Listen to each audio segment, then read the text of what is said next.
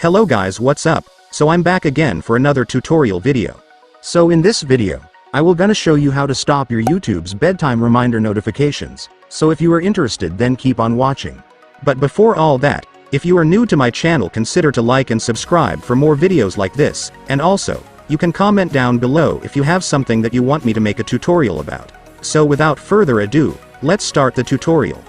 So to stop your YouTube's bedtime reminder notifications, it's actually pretty easy. So for the first step, of course, you will need to open your YouTube. After you opened your YouTube, next, I want you to tap your profile. After tapping your profile, you will now be able to see the settings icon right here. Just go and tap it. And once you're on settings, go to general.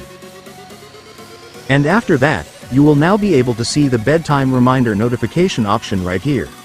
So the reason why your YouTube always gives you a bedtime reminder notification is because this is turned on. So to stop it, you just need to turn it off. And after you turn it off, it's done. Congratulations, your YouTube will now stop giving you bedtime reminder notifications.